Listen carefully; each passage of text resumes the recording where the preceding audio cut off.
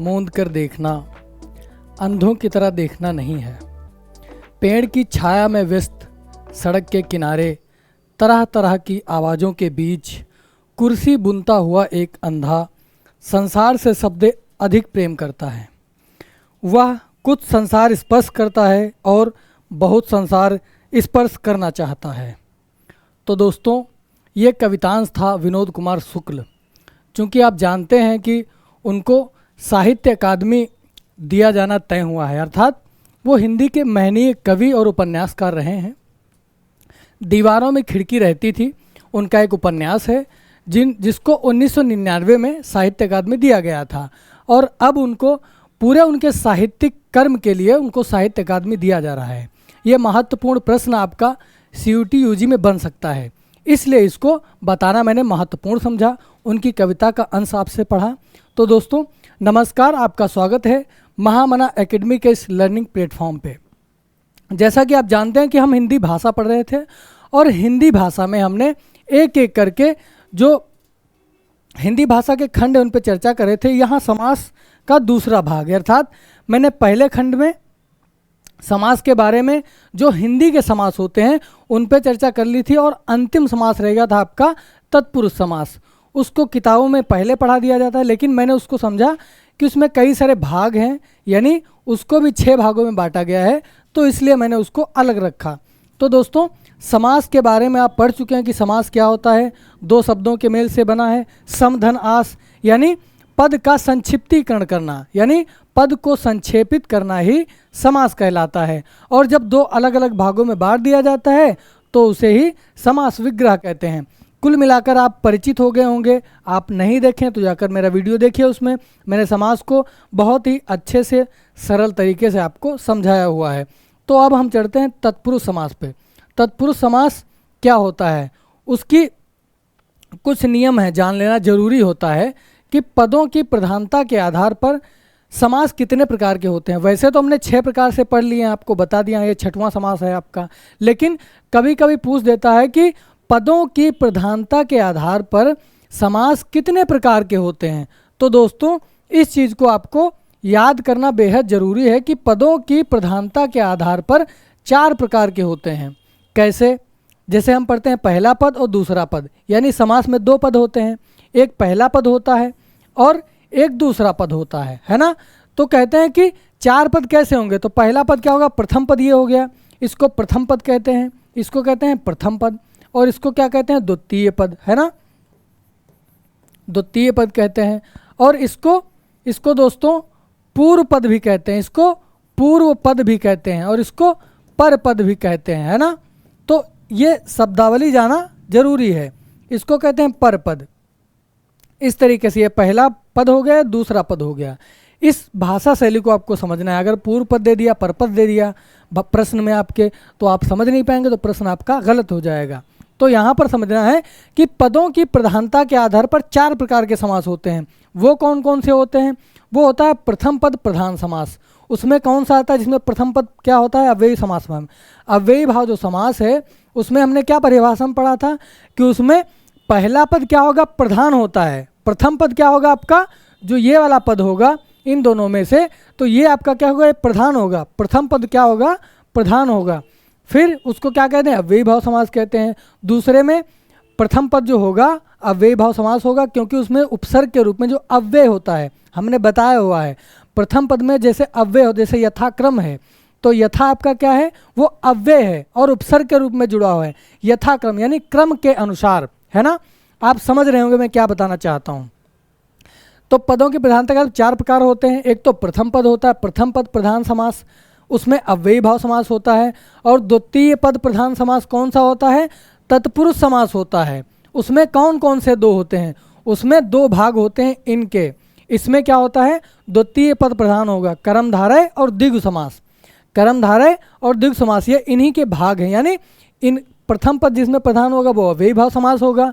द्वितीय पद प्रधान समास जो होगा उसको तत्पुरुष समास भी कहते हैं। और तत्पुरुष समास के ही 2 भेद होते हैं। कौन कौन से, उसमें कर्मधारय है और द्विगु समास है। इसके दो भाग हैं, इसको आगे चलकर हम आपको बताएंगे, क्योंकि ये बहुत ज़रूरी है समझना। इन चीज़ों को आप समझ लेंगे तो आप कहीं भी किसी भी परीक्षा में, यानी इसमें भी महत्वपूर्ण है, इसको जान लेना बहुत ज़रूरी होता है। आज नहीं तो कल इसको आप जानेंगे ही, तो इससे अच्छा है कि हम इसको पहले से ही समझ लें, जान लें, है ना। तो प्रथम पद प्रधान हो गया, द्वितीय पद प्रधान हो गया, उसमें क्या तत्पुरुष समास हो गया। तत्पुरुष समास के दो भेद होते हैं, एक तो कर्मधारय और दिग् होता है। तीसरा क्या होता है? तीसरा होता है उभय। तीसरा क्या होता है दोस्तों? उभय पद। अब कहेंगे उभय पद क्या होता है? उभय पद दोस्तों वो होता है जब दोनों पदों की क्या हो, दोनों पद, उभय पद मतलब दोनों पद होते हैं, यानी प्रथम पद और द्वितीय पद, प्रथम पद और द्वितीय पद, ये दोनों जो पद होंगे वो उभय मतलब दोनों होते हैं, दोनों पद होते हैं। तो दोनों पद महत्वपूर्ण दोनों पद होते हैं, यानी दोनों पदों की क्या होती है? प्रधानता होती है। कैसे?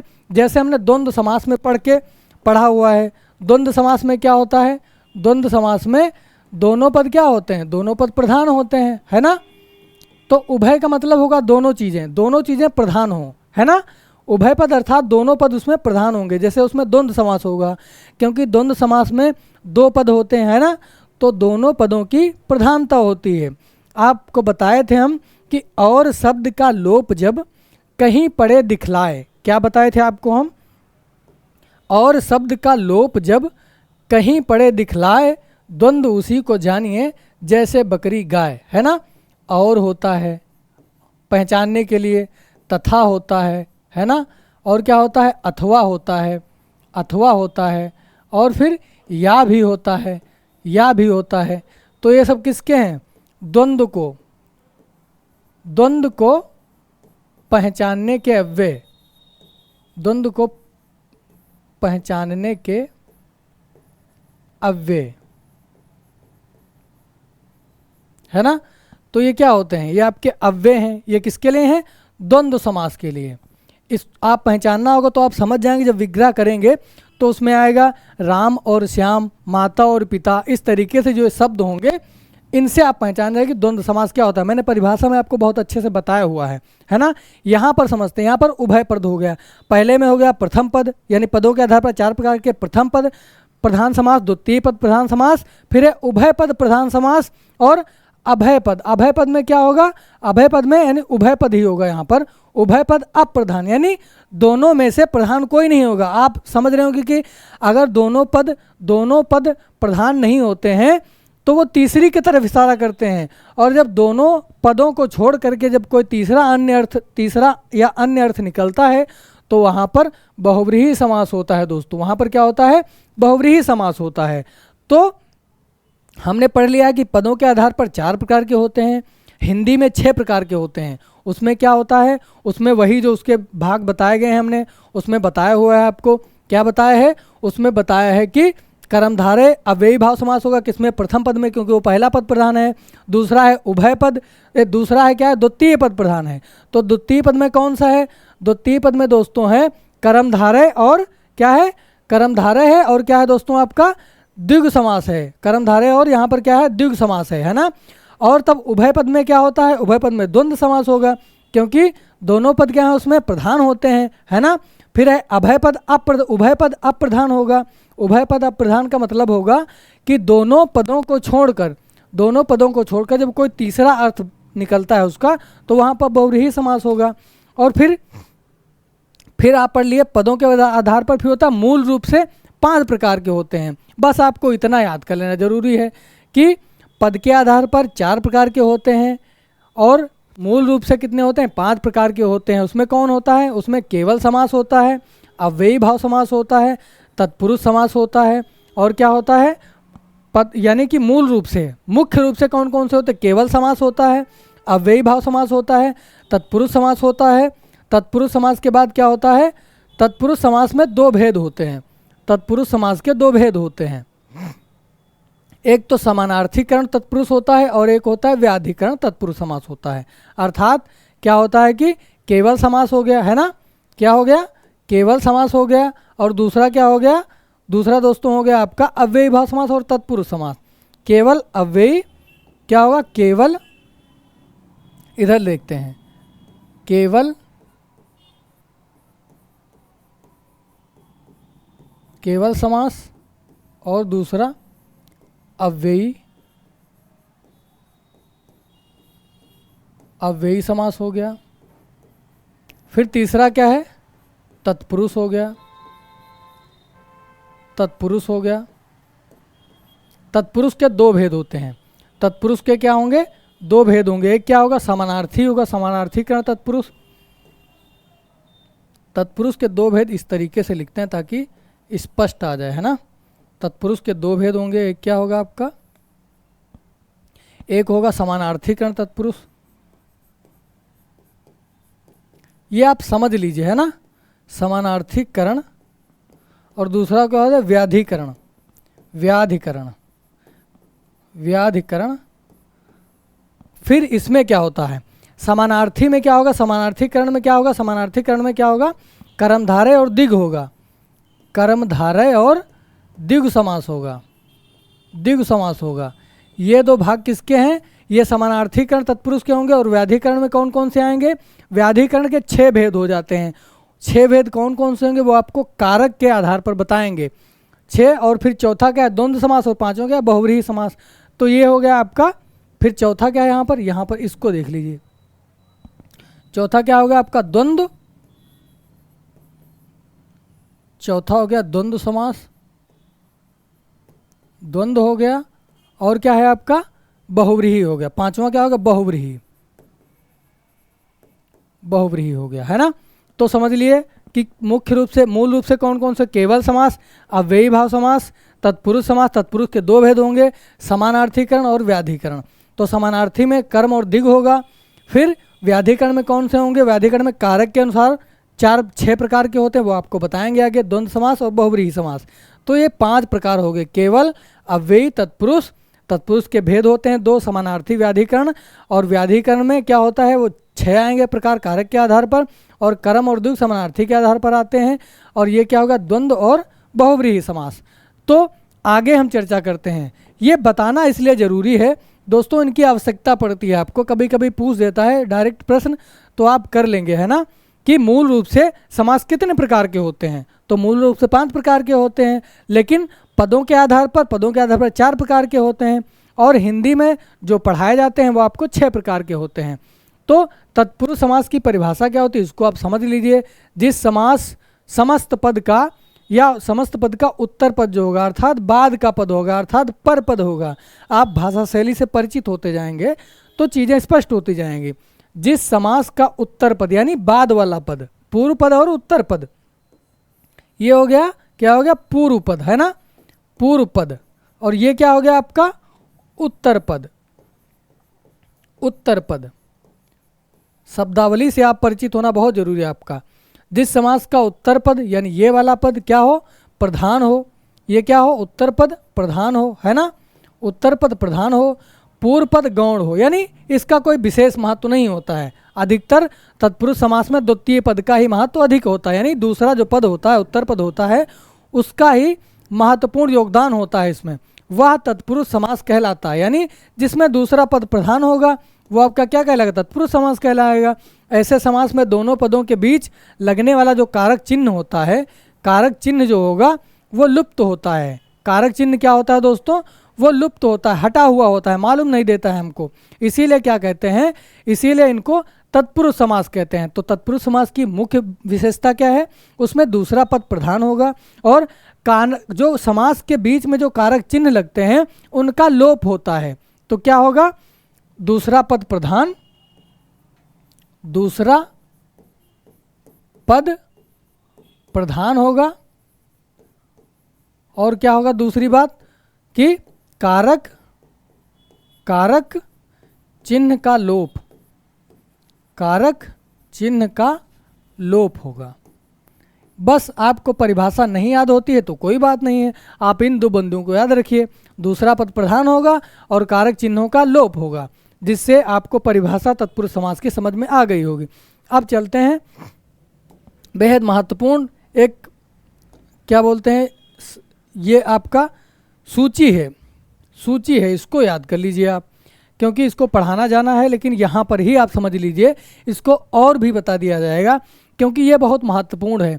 चाहे हिंदी में कोई भी आप प्रश्न करेंगे हिंदी से, यहाँ से सीधे प्रश्न बन जाएंगे। कैसे कि बोलेगा करण तत्पुरुष में कौन सा चिन्ह लगता है या कौन से चिन्ह लगते हैं, तो से या द्वारा। तो इस चीज़ को आप याद कर लीजिए, याद कर लेंगे आप बहुत आसान तरीके से हम बताएंगे। क्योंकि कर्ता कारक क्या है आपका, कारक माने जो करने वाला होता है, जो करने वाला होता है उसे कारक कहते हैं। तो इसमें कर्ता कारक है। कारक कितने प्रकार के होते हैं, 8 प्रकार के होते हैं दोस्तों। कितने प्रकार के, 8 प्रकार के। एक तो हो गया कर्ता कारक, दूसरा हो गया कर्म कारक, तीसरा हो गया करण कारक, चौथा हो गया संप्रदान कारक, पांचवा हो गया अपादान कारक, छठा हो गया संबंध कारक, सातवां हो गया अधिकरण और आठवां क्या हो गया संबोधन। इस क्रम को याद करना जरूरी है आपको। तो क्रम से कैसे याद करेंगे, कर्ता ने, कर्ता ने अर्थात कर्ता जब उसमें लगा होता है, यानी कर्ता किसे कहते हैं, जो कार्य को करता है, जो कार्य को करता है अर्थात काम को करने वाला है, जो कार्य को करता है वही करता है ना। तो कर्ता कारक, यानी कर्ता कारक के लिए कौन सा चिन्ह लगता है, ने। तो क्या कहेंगे, कर्ता ने। सीधा अगर याद करना हो, कर्ता ने कर्म को, है ना, कर्म को, कर्ता ने कर्म को, कर्म को, तो कर्म को जिस पर काम का प्रभाव पड़ता है, जिस पर काम को प्रभाव पड़ता है। राम ने श्याम को पीटा, है ना, राम ने श्याम को पीटा। रामू ने राजू को पीटा, तो राजू ने रामू को पीटा है, रामू ने राजू को पीटा। तो किस पर, जिस पर काम का प्रभाव पड़ता है ना। तो वहाँ क्या होता है, वहाँ पर कर्म का क्या होगा, को चिन्ह का प्रयोग करते हैं। करण से या द्वारा, से या द्वारा, है ना, करण से या द्वारा, जिसके द्वारा काम करता काम करे, जिसके द्वारा यानी साधन के रूप में। क्या हो गया, साधन के रूप में यहाँ पर प्रयोग होगा।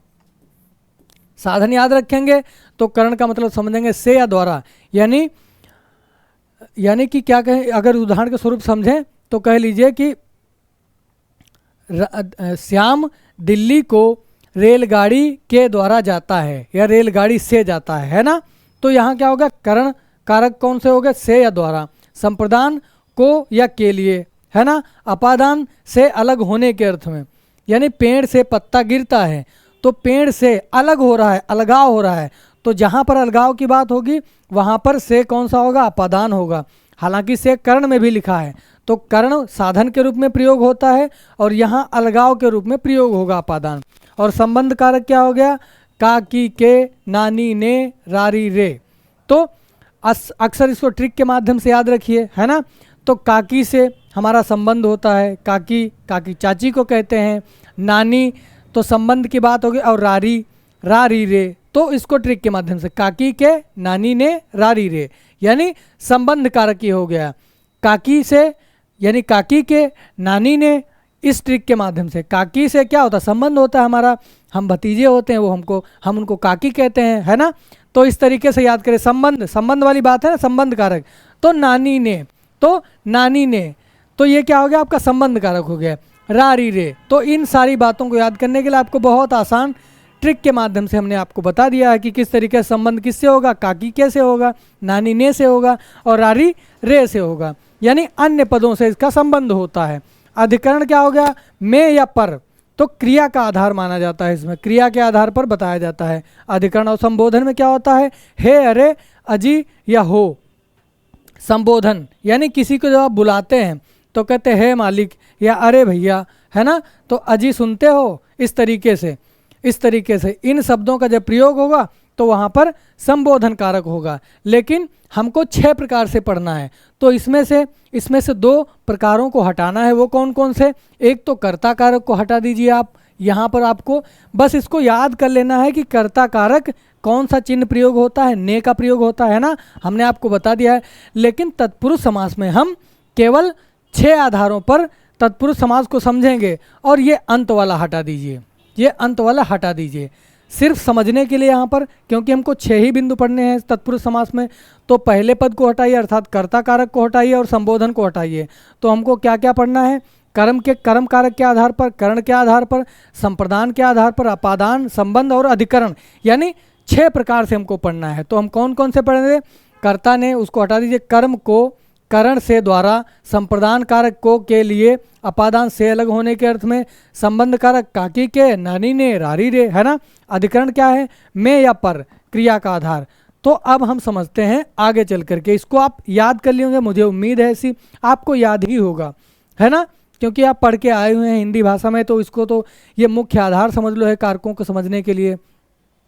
ये सब धीरे धीरे भाषाओं से प्रचलित होकर के कारक बदलते गए, अभ्रंश से प्राकृत में आए, प्राकृत से अवहट्ट में आए, इस तरीके से हिंदी में इन कारकों का जन्म हुआ, जिससे वाक्यों को समझने यानी व्याकरण के हर एक पहलू आपका सरल हो गया, हर एक पहलू आसान हो गया इसको समझने। कारक चिन्हों के आने से व्याकरण और समृद्ध हुई। तो दोस्तों आगे चलते हैं, क्या होता है, हम पढ़ते हैं कर्म कारक, यानी कर्म कारक किसको कहते हैं, कर्म कारक तत्पुरुष, कर्म कारक तत्पुरुष, कर्म तत्पुरुष समास, है ना, कर्म तत्पुरुष समास 6 प्रकार से होता है। कर्म कारक तत्पुरुष क्या होता है, इस प्रकार के समास में कर्म कारक की विभक्ति लुप्त हो जाती है।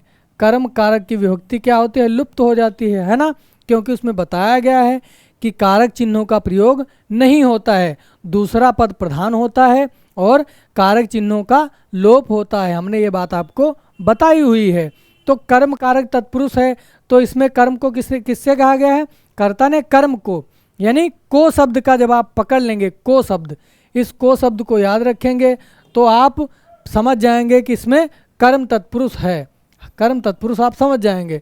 तो क्या है, इस प्रकार के समास में कर्म कारक की विभक्ति को लुप्त हो जाती है, विलुप्त होती है, और क्या होता है, दूसरा पद क्या होता है, प्रधान होता है। जैसे इसमें पद देखिए, गगनचुंबी, गगनचुंबी का अगर विग्रह करेंगे तो गगन को चूमने वाला, है ना, गगन को चूमने वाला, गगनचुंबी यानी गगन को चूमने वाला। तो यहाँ पर को आपका क्या हो गया, को आपका कर्म तत्पुरुष हो गया, क्योंकि कारक चिन्ह क्या है, इसको कर्म के आधार पर किसका चिन्ह होगा, को होगा। तो क्या होगा, गगन को चूमने वाला। ऐसे जेब कतरा है, तो जेब को कतरने वाला, है ना, जेब को कतरने वाला। चिड़ियों को मारने वाला, चिड़ी मार, चिड़ी मार होता है जो चिड़ियों को मारता है। यश प्राप्त यानी यश को प्राप्त करने वाला, यश को प्राप्त करने वाला। रथ चालक, रथ को चलाने वाला, है ना। मोक्ष, मोक्ष प्राप्त, मोक्ष को प्राप्त करने वाला, मोक्ष को प्राप्त करने वाला।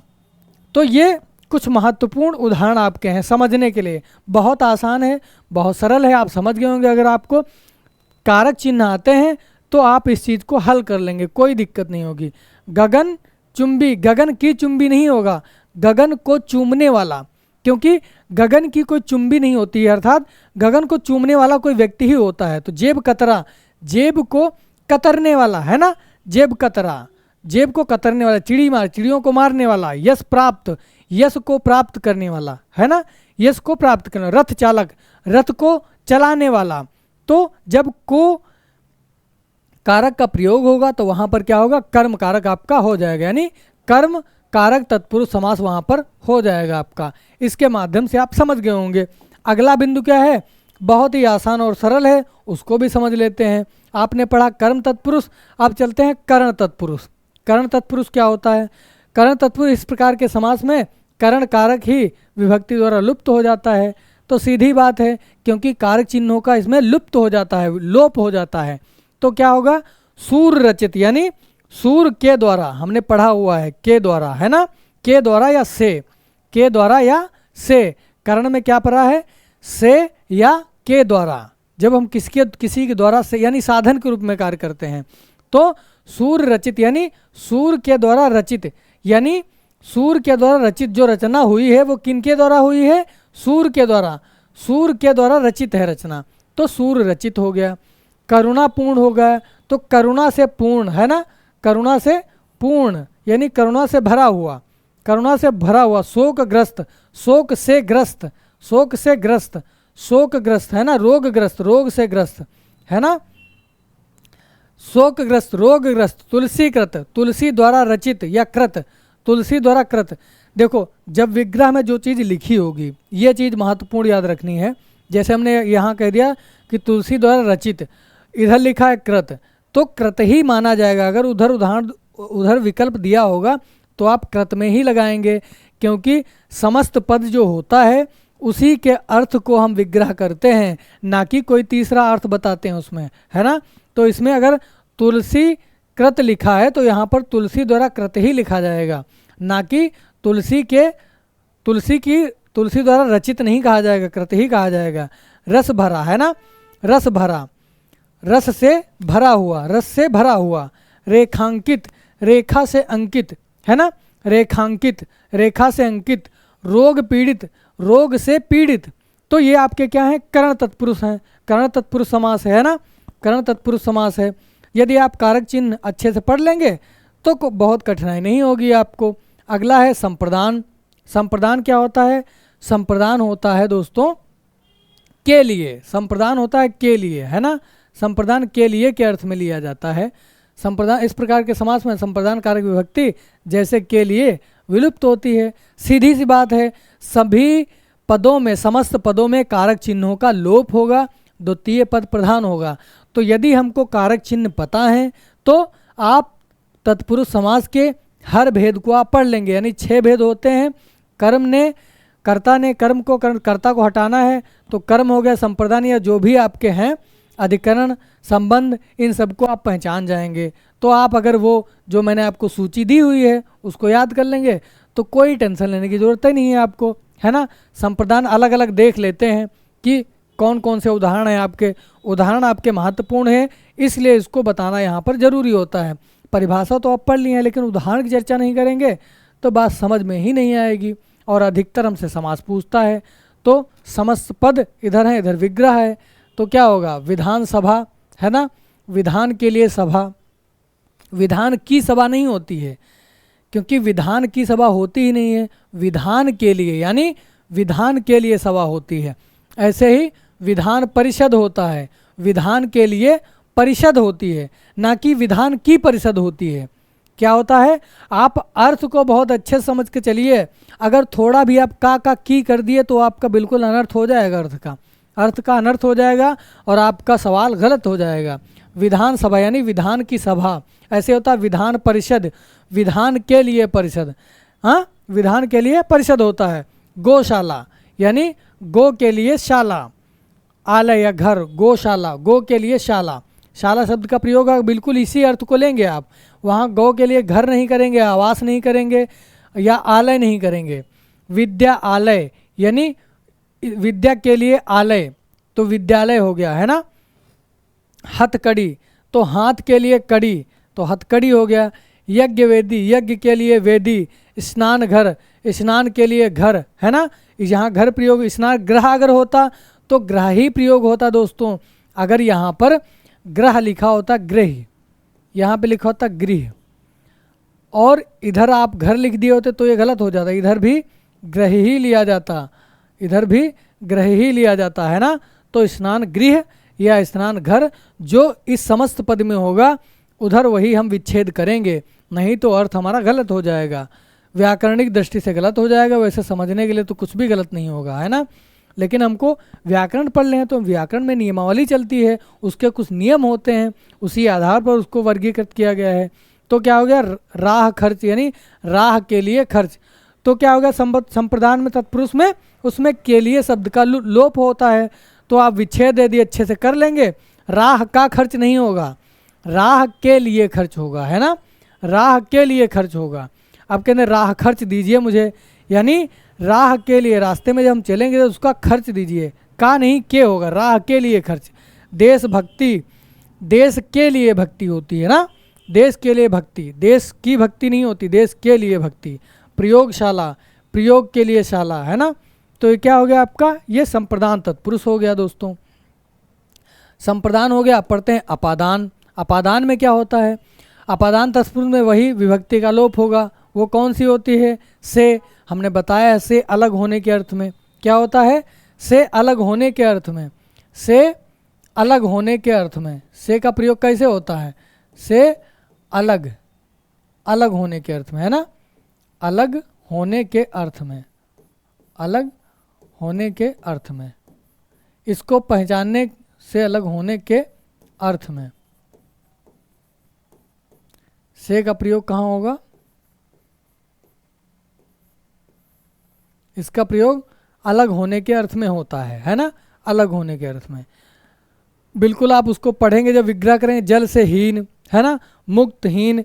तो जब इस शब्द को अलग से पढ़ेंगे तो वहाँ पर आपको समझ में आ जाएगा कि अलग होने के अर्थ में प्रयोग हुआ है।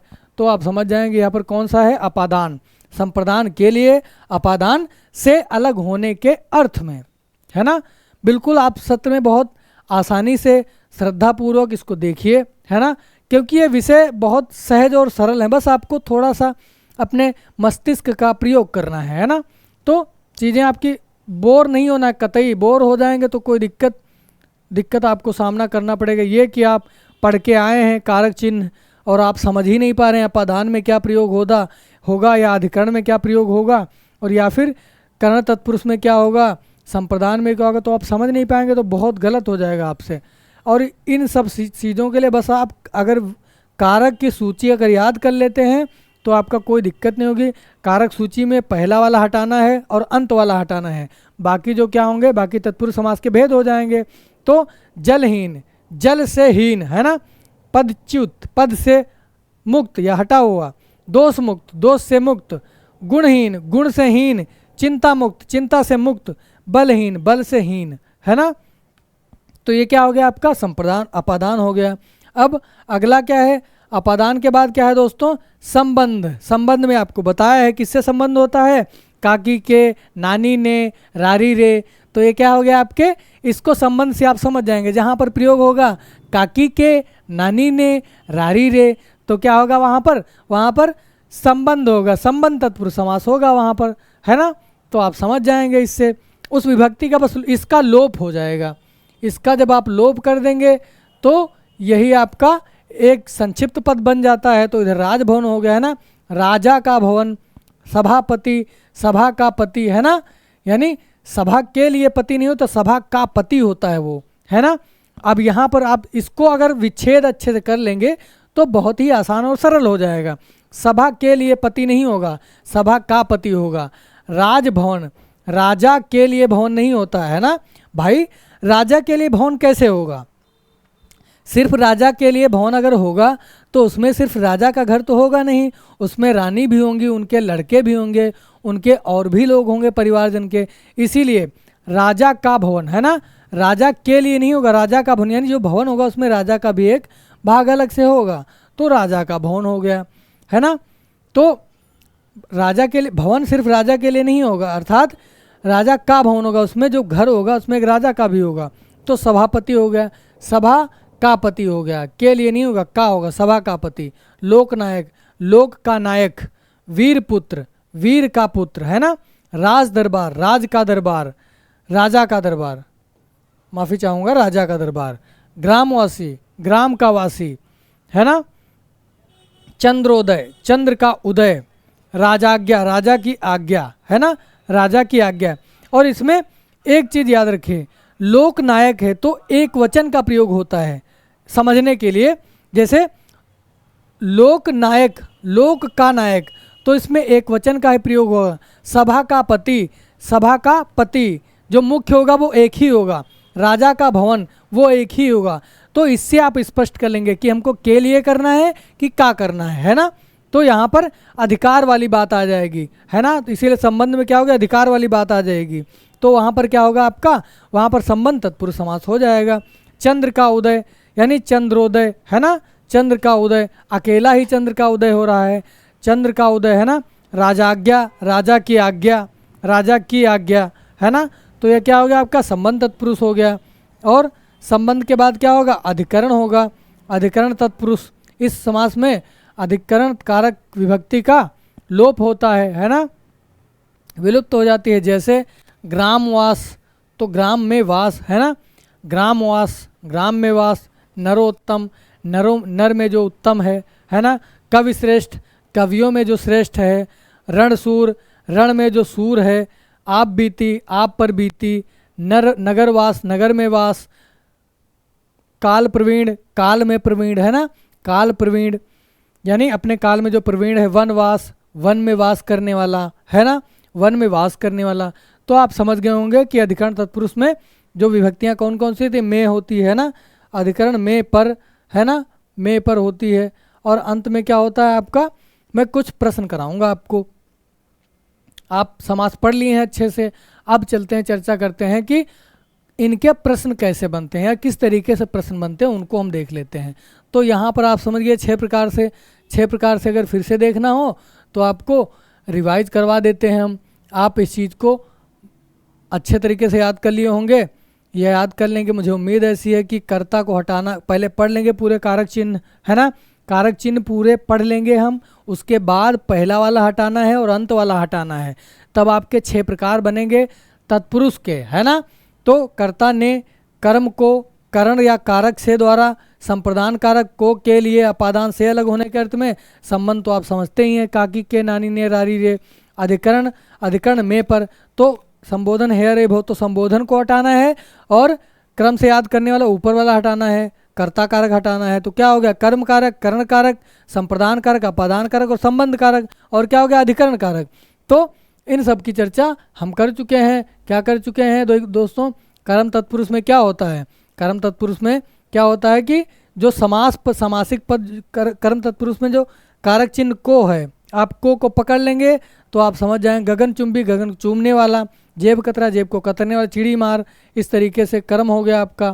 फिर क्या हो गया, कर्म के बाद क्या होगा, करण तत्पुरुष होगा। करण में तत्पुरुष में से या द्वारा, है ना, साधन के अर्थ में प्रयोग करते हैं, साधन के अर्थ में, तब आप समझ जाएंगे, है ना, सूर द्वारा रचित, साधन के अर्थ में इसका प्रयोग करेंगे तो आपका समझ जाएंगे। द्वारा यानी करुणा से पूर्ण, करुणा से पूर्ण, करुणापूर्ण, शोकग्रस्त, शोक से ग्रस्त, रोगग्रस्त, रोग से ग्रस्त, तुलसीकृत, तुलसी द्वारा कृत, है ना, रस भरा, रस से भरा हुआ, रोग पीड़ित, रोग से पीड़ित। तो आप समझ गए कि कर्ण तत्पुरुष कौन सा होता है।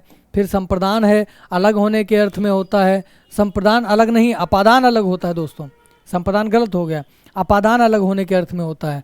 तो इसमें क्या होगा, विधानसभा, विधान के लिए सभा, है ना।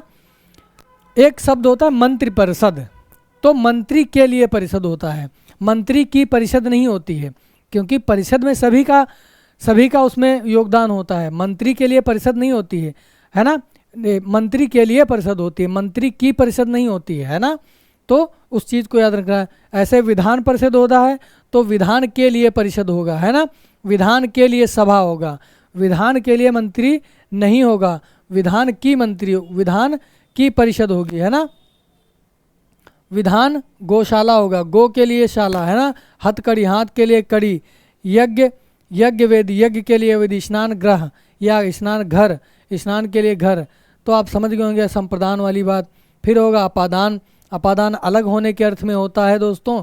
तो क्या होगा, जल से हीन, है ना, जल से हीन, पदच्युत, पद से च्युत, दोष मुक्त, दोष से मुक्त, गुणहीन, गुण से हीन, चिंता मुक्त, चिंता से मुक्त, बलहीन, बल से हीन। तो अपादान अलग होने के अर्थ में होगा, है ना, अलग होने के अर्थ, मुक्त होगा या हीन होगा या अलग होना, अलगाव हो रहा होगा, तो वहाँ पर आप समझ जाएंगे कि क्या है, अपादान तत्पुरुष होगा। और संबंध में क्या होगा, संबंध में आप समझ ही गए हैं, काकी के नानी ने रारी रे, इस तरीके से राजा का भवन, राजभवन, सभा का पति, सभापति, लोकनायक, लोक का नायक, वीर पुत्र, वीर का पुत्र। तो इसमें एक ही वचन होगा, तो इससे भी आप समझने के लिए आपको बता रहा हूँ। अधिकतर भवन एक है, पति एक है, नायक एक है, दरबार एक है, तो इसमें क्या होगा, ऐसे ही आप पहचान जाएंगे। हालांकि वासी यहाँ पर एक ही होगा ना, ग्राम का वासी, चंद्र का उदय, चंद्र का उदय, राजा की आज्ञा। तो इस तरीके से आप समझ जाएंगे कि ये संबंध तत्पुरुष होता है ना। अधिकरण में क्या है, अधिकरण में क्या है दोस्तों, ग्राम में रहने वाला, ग्रामवास, नर में उत्तम, नरों में उत्तम, नरोत्तम, कवियों में श्रेष्ठ, कवि श्रेष्ठ, रणसूर, रण में सूर, आप बीती, आप पर बीती, नगरवासक, नगरवास, नगर में वास, नगरवास, है ना, काल में प्रवीण, वन में वास, वनवास। अब चलते हैं प्रश्नावली पर, यानी कुछ प्रश्न आपसे मैं करवाना चाहता हूं जो आपकी परीक्षा के दृष्टिकोण से बहुत ही महत्वपूर्ण है। तो बताइए, आप कमेंट करके बताइए कि इसमें कौन सा समास है, यानी अव्ययी भाव समास का उदाहरण कौन है। इसी तरीके से प्रश्न आपको दे देगा कि बताइए कि इसमें अव्ययी भाव समास कौन है। हमने पढ़ा हुआ है, क्या पढ़ा हुआ है दोस्तों अव्ययी समास में, कि पहला पद क्या होगा, पहला पद प्रधान होगा, पहला पद प्रधान होगा, उपसर्ग के रूप में जुड़ेगा, और दूसरा शब्द क्या होगा, संज्ञा होगा, है ना, दूसरा पद संज्ञा होगा। तो क्या है दोस्तों, यथाशक्ति होगा इसमें, है ना, यथाशक्ति होगा, यथा से यानी शक्ति के अनुसार, है ना, यथाशक्ति, यथाक्रम, यथासाध्य, है ना, इस तरीके से शब्द होंगे तो क्या होगा वहाँ पर अव्ययी भाव समास होगा। यथा आपका क्या है, अव्यय है और इस अव्यय पहले जुड़ा हुआ उपसर्ग के रूप में, दूसरा पद क्या है, संज्ञा है, तो क्या होगा यथाशक्ति आपका कौन सा होगा, अव्ययी भाव समास होगा। ऐसे जल पान है तो जल के लिए पान होगा, तो यहाँ पर कौन सा तत्पुरुष समास होगा। पुत्र के लिए वधू होगा, तो यहाँ पर भी तत्पुरुष समास होगा। अधिकतर आपको तत्पुरुष समास में सीधा तत्पुरुष समास ही पूछता है। अगर उसके भेद भी पूछता है तो आप पुत्र के लिए वधू, तो के लिए क्या होता है, अधिकरण होता है, तो इसमें अधिकरण तत्पुरुष समास हो जाएगा, है ना। और अगला क्या है, अगला प्रश्न देखते हैं हम, इसको समझ लिए होंगे। जल के लिए पान, है ना, जल के लिए पान अधिकरण वाली बात आ जाएगी, है ना। अधिकरण नहीं, के लिए होगा, तो दोस्तों क्या होगा, का की के, तो क्या होगा वहाँ पर दोस्तों संबंध तत्पुरुष समास होगा, संबंध तत्पुरुष समास होगा ना, है ना। पुत्र के लिए वधू, संबंध वाली बात कही जा रही है, तो दोस्तों वहाँ पर क्या होगा, वहाँ पर होगा अधिकरण वाली बात नहीं होगी, वहाँ पर होगी संबंध वाली बात, संबंध तत्पुरुष समास होगा। अगला प्रश्न करते हैं। अगला प्रश्न है सप्त ऋषि, है ना। सप्त ऋषि क्या होगा, 7 ऋषियों का समूह, 7 ऋषियों का समूह, तो कौन सा होगा इसमें बताइए। 7 ऋषियों का समूह, पहला पद क्या है आपका, पहला पद क्या लिखा है दोस्तों, पहला पद है सप्त, तो सप्त माने क्या होता है दोस्तों, सप्त माने 7 होता है, तो 7 ऋषियों का सप्त ऋषि होगा, सप्त धन ऋषि, है ना, सप्त धन ऋषि होगा। तो दोस्तों क्या होगा यहाँ पर 7 ऋषियों का समूह जो होता है, तो यहाँ पर क्या होगा दोस्तों, यहाँ पर होगा आपका क्या, कौन सा समास होगा, द्वंद्व होगा कि द्विगु होगा या अव्ययी भाव या तत्पुरुष होगा। तो यहाँ पर हमने पढ़ा हुआ है कि पहला पद क्या होता है, पहला पद संख्यावाचक होगा, संख्यावाची होगा, दूसरा पद क्या होगा, संज्ञा होगा। तो जब दोनों पदों का सामासिक पद विग्रह करेंगे तो वहाँ पर जब पहला पद संख्यावाची होगा तो आपका द्विगु समास हो जाएगा, है ना, द्विगु समास हो जाएगा आपका। अव्ययी भाव समास आप पढ़ ही चुके हैं कि पहला पद प्रधान होगा, दूसरा संज्ञा होगा, और अव्यय के रूप में उपसर्ग के रूप में पहला पद जुड़ा होता है। तत्पुरुष समास की परिभाषा आप बता चुके हैं हम। द्वंद्व में क्या होता है, और शब्द का लोप जब कहीं पड़े दिखलाए, द्वंद्व उसी को जानिए जैसे बकरी गाय। तो ये हो गया आपका सप्तऋषि, क्या होगा आपका द्विगु समास हो गया, है ना। और फिर क्या है, फिर है तीसरा प्रश्न है बाल कृष्ण, यानी बाल कृष्ण में कौन सा समास होगा, कौन सा समास होगा बाल कृष्ण में, बाल कृष्ण में आपका क्या होगा, द्विगु तो होगा नहीं, है ना, क्योंकि संख्यावाची नहीं है। अगर उस तरीके से नहीं तो इस तरीके से याद करिए, बाल कृष्ण तीसरा तो होगा नहीं, बाल तीसरा भी नहीं होगा, बहुव्रीहि तीसरी की तरफ संकेत कर ही नहीं रहा है। अव्ययी भाव समास में क्या पढ़ा है हमने, पहला पद क्या होता है, अव्यय होता है, तो पहला पद अव्यय है ही नहीं, तो ये भी नहीं होगा, तो क्या होगा आपका तत्पुरुष समास हो जाएगा इसमें, है ना, तत्पुरुष समास हो जाएगा। अगला प्रश्न करते हैं हम। अगला प्रश्न दोस्तों क्या है कि निम्नलिखित में से कर्मधारय समास कौन का उदाहरण है, कर्मधारय समास का कौन सा उदाहरण है। तो ये क्या हो गया, 2 पैरों का समूह, 2 पैरों का समूह हो गया, है ना, 2 पैरों का समूह। तो यहाँ पर क्या हो जाएगा, आप समझ रहे होंगे, पहला पद क्या है, संख्यावाची है, तो यहाँ पर द्विगु समास हो जाएगा। मृत्युंजय, मृत्यु को जीतने वाले, तो क्या होगा यहाँ पर शंकर जी हो जाएगा, तो ये आपका बहुव्रीहि समास हो जाएगा, है ना। और तो आपका यहाँ महान है जो पुरुष, महान है जो पुरुष, तो क्या होगा कर्मधारय समास का उदाहरण हो जाएगा। महान है जो पुरुष, इसमें से कोई नहीं, अगर आप इसको लगा देंगे आप पहचान नहीं पाएंगे तो आपका सवाल गलत हो जाएगा। आप पढ़ के आए हुए हैं कर्मधारय समास, है ना, तो महान है जो पुरुष, तो इसमें कर्मधारय समास हो गया। अगला प्रश्न चलते हैं हम, अगले प्रश्न की चर्चा करते हैं कि नर नारी में कौन सा समास है दोस्तों, नर और नारी में कौन सा समास है, देखिए बताइए कमेंट करके, आप बताइए नर नारी में कौन सा समास है। क्या बताया गया था, जब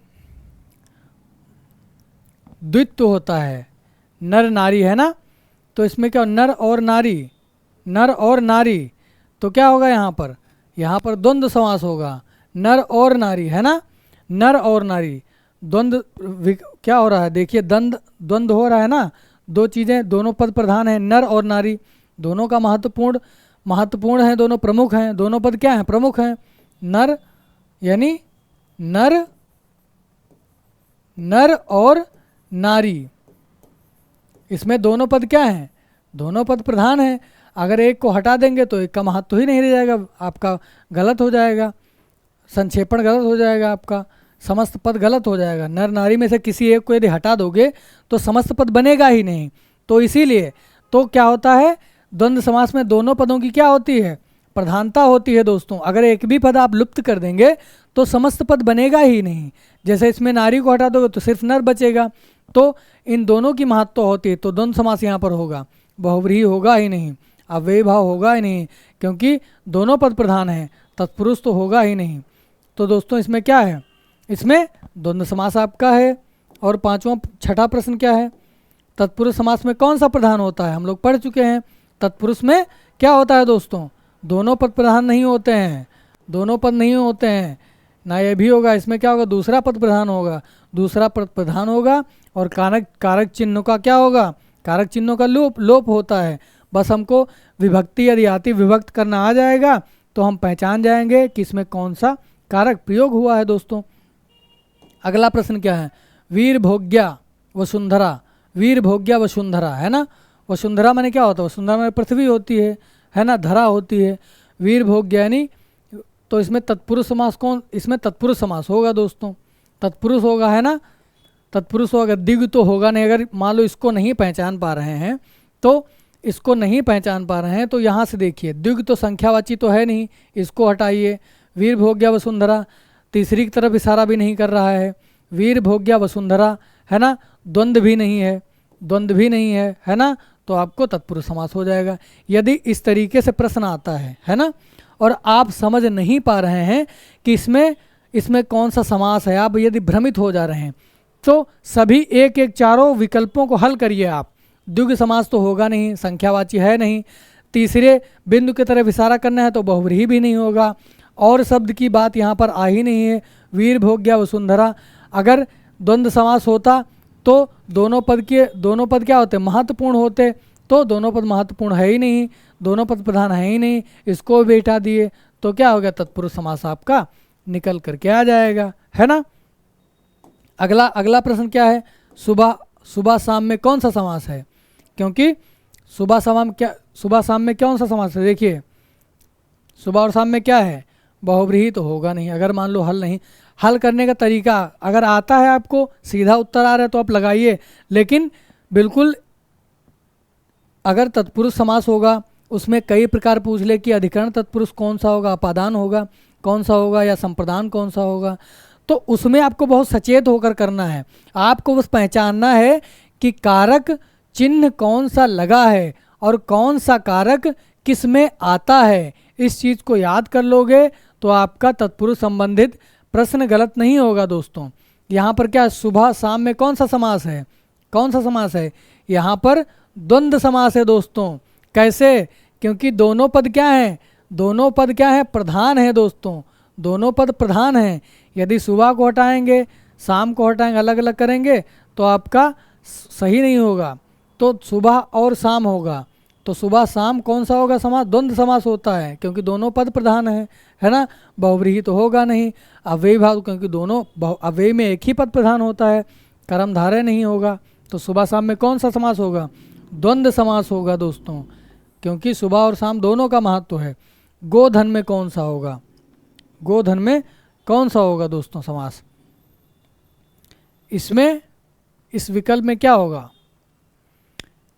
इस विकल्प में है ही नहीं जो इसमें समास दिया हुआ है। इसमें क्या होगा, गोधन है, गौ के लिए धन, के लिए धन। वैसे तो इसमें तत्पुरुष समास है, तत्पुरुष समास है, मेरी समझ में आ रहा है। तत्पुरुष समास होगा, इसमें विकल्प दिया गलत, तीनों गलत दिए हुए हैं। तत्पुरुष समास होगा यहाँ पर, है ना, क्या होगा, तत्पुरुष समास होगा, इसमें नहीं दिया हुआ है। गोधन, गाय के लिए धन, यानी गो के लिए धन, गो रूपी धन, है ना, गो रूपी धन एक रूप से कर्मधारय भी हो सकता है, लेकिन गौ के लिए धन होगा तो तत्पुरुष होगा। तो इसको आप विकल्प में एक ही, अगर इसमें विकल्प में ये भी हो सकता है, ये भी, इसको बता देंगे बाद में। गौ के लिए धन यानी गौ रूपी धन, गौ रूपी धन होगा तो दोस्तों क्या होगा, तो कर्मधारय होगा। अगर गौ के लिए धन है तो तत्पुरुष समास होगा। ये बात आप स्पष्ट कर लीजिए यहीं पर, है ना। अगर गौ के लिए धन है तो तत्पुरुष होगा, अगर विच्छेद अगर आप करते हैं गौ रूपी धन होगा तो कर्मधारय समास होगा। इसका हम बता देंगे आपको। यहाँ पर थोड़ा भ्रम वाली स्थिति आ गई है ना, जो द्वंद्व वाली स्थिति आ गई है। हालांकि द्वंद्व समास है नहीं यहाँ पर दोस्तों। कर्मधारय होगा, अगर रूपी गौ रूपी धन के रूप में होगा तो कर्मधारय होगा, और वैसे क्या होगा, गौ के लिए धन होगा तो तत्पुरुष समास होगा। इसकी चर्चा हम बाद में कर देंगे अलग से, है ना। तो 9वां प्रश्न था, अगला देखते हैं। राष्ट्रभाषा, ये अंतिम प्रश्न है आपका। राष्ट्रभाषा यानी राष्ट्र की भाषा, है ना। राष्ट्र की भाषा, राष्ट्र का पति, राष्ट्र का पति, तो ये सब क्या हो जाएगा आपका तत्पुरुष समास में आ जाएगा, है ना। तत्पुरुष समास हो जाएगा आपका। द्वंद्व तो है ही नहीं, बहुव्रीहि तो है ही नहीं, तो ये आपका क्या हो जाएगा, राष्ट्र की भाषा, राष्ट्र का पिता या राष्ट्र का पति, तो क्या हो जाएगा वहाँ पर अधिकार में, है ना। अधिकरण वाला काकी के रारी ने क्या होता, संबंध वाला, है ना। तो ये क्या हो जाएगा, तत्पुरुष समास हो जाएगा, तत्पुरुष समास हो जाएगा। तत्पुरुषा नहीं, तत्पुरुष है यहाँ पर, है ना। तो ये कुछ महत्वपूर्ण प्रश्न थे आपके साथ, मैंने चर्चा किया, साझा किया। आपको सत्र कैसा लगा आप कमेंट करिए। हमने 2 भागों में यानी समास को 2 भागों में पढ़ लिया है। पहले भाग में हमने हिंदी के जो 5 होते हैं उनकी चर्चा की है, और फिर हमने बताया है कि किस प्रकार के, किस पदों के आधार पर 4 प्रकार के होते हैं, मूल रूप से 5 प्रकार के होते हैं, और हिंदी भाषा में 6 समासों का प्रयोग किया गया है। तो दोस्तों आप कमेंट करिए, बताइए मुझे, और हर एक पहलू को हम समझते चलेंगे। प्रश्न इसलिए साझा किए क्योंकि प्रश्न ही अधिकतर पूछता है, किस तरीके के प्रश्न पूछता है, आपसे साझा कर लिया मैंने। बहुत बहुत धन्यवाद आपका। आप ऐसे ही लगातार हमारे साथ बने रहेंगे महामना एकेडमी के इस माध्यम से। हर एक बिंदु को आपसे साझा किया जाएगा, इसलिए आप इसको शेयर करिए, कमेंट करिए, है ना, लाइक करिए अच्छा लगे तो दोस्तों। तो बहुत बहुत धन्यवाद। नमस्कार, जय हिंद, जय भारत।